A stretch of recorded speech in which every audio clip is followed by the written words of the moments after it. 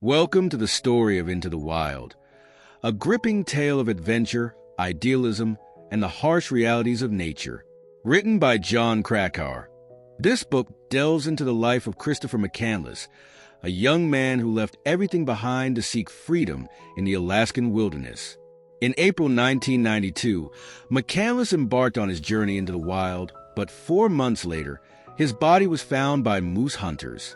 What drove this young man to risk everything for a life in the wilderness? This is a story of dreams, determination, and the ultimate price of solitude. Christopher McCandless was born into a wealthy family in Annandale, Virginia. His father was a successful aerospace engineer, and his mother worked with him in their consulting business. Despite his privileged upbringing, McCandless was deeply dissatisfied with the materialism and expectations that surrounded him. He excelled in academics and was a star athlete, but his true passion lay in literature, philosophy, and the pursuit of deeper meaning. McCandless idolized writers like Jack London, Henry David Thoreau, and Leo Tolstoy, who championed a life of simplicity, self-reliance, and rejection of societal norms.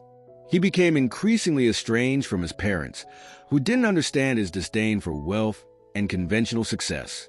After graduating with honors from Emory University in 1990, McCandless made a radical choice. He donated his entire savings of $24,000 to Oxfam, abandoned his car, burned his cash, and set out on a journey across America under the alias Alexander Supertramp. McCandless's quest was not just about escaping his family, but about escaping what he saw as the emptiness of modern life. He was determined to find a more authentic existence, one defined by raw, unfiltered experiences rather than material comfort. McCandless's journey took him through some of the most remote and beautiful landscapes in the United States. He wandered through the deserts of the Southwest, hiked in the Sierra Nevada, and traveled up the rugged California coast. Along the way, he met a variety of people who were captivated by his spirit and idealism. In South Dakota, he worked for Wayne Westerberg, a kind-hearted grain elevator operator who became one of McCandless's few close friends. Westerberg saw in McCandless a driven young man who wasn't afraid to work hard, despite his unconventional outlook on life. Later, McCandless met Ron Franz, a retired Army veteran living in California. The two formed a deep bond, and Franz even offered to adopt McCandless as his grandson. But McCandless refused, unable to settle for anything that tied him down. He kept moving, constantly seeking something more, something that he believed could only be found in the wild. Despite the connections he made, McCandless remained fiercely independent, often vanishing without a trace and leaving those he met worried and bewildered. His letters and postcards were filled with poetic musings and hints of his grand plan: to live in the Alaskan wilderness, where he believed he would finally find the pure life he sought. In April 1992, McCandless reached Fairbanks, Alaska. He hitchhiked to the edge of Denali National Park, where he planned to enter the wilderness alone. His final ride was with Jim Gallion, an electrician who noticed McCandless's inadequate gear and tried to dissuade him from his plan. Gallion offered to buy him better equipment, and even tried to warn him about the dangers of the Alaskan wilderness. But McCandless was undeterred. He was excited, full of confidence, and convinced that he could survive on his wits and limited supplies. McCandless ventured down the Stampede Trail, eventually finding an old bus, Bus 142, that had been left behind by construction workers decades earlier. This bus became his home, a sanctuary from the wild and a symbol of his ultimate adventure. McCandless's journal entries during this time reflected his joy and sense of accomplishment. He was living his dream, hunting small game, foraging for edible plants, and living entirely off the land. Yet, as the days passed, the reality of his situation began to set in.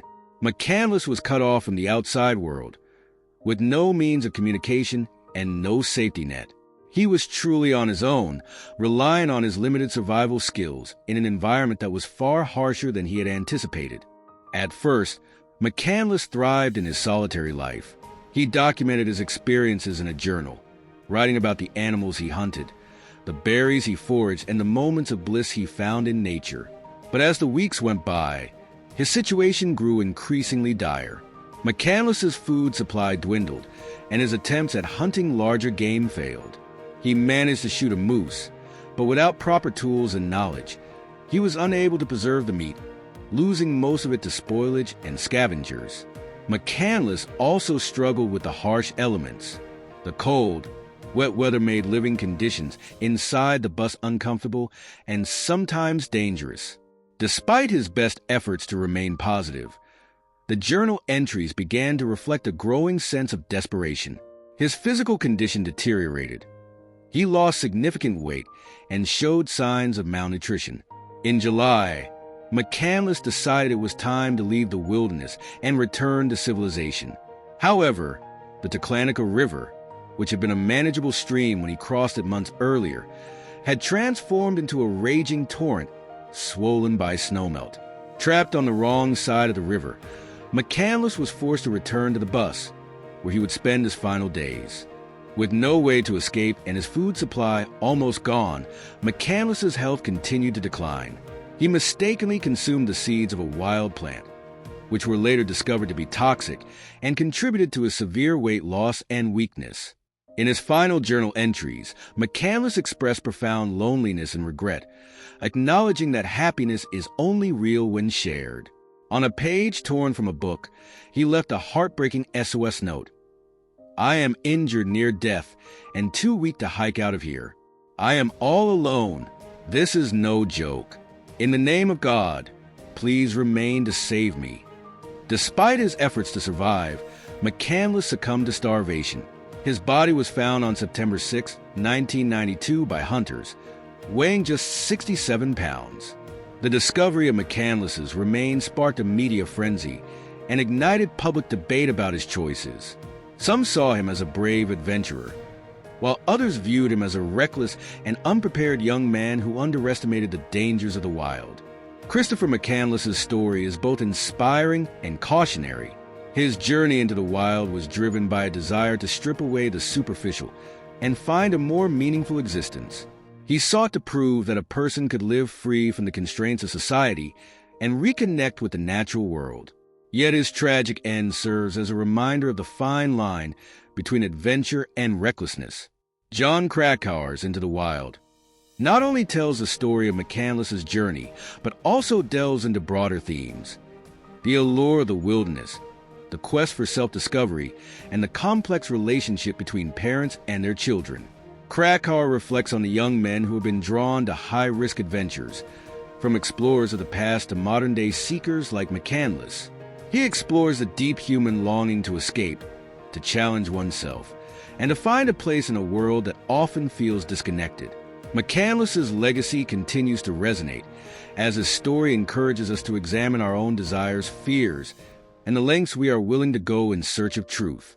Into the Wild is a profound exploration of the human spirit and our connection to nature. Christopher McCandless's story is a reminder of the beauty and danger that come with pursuing one's dreams to the extreme.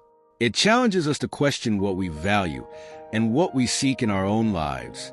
While his decisions may have been flawed, his courage to live authentically and without compromise is undeniably compelling.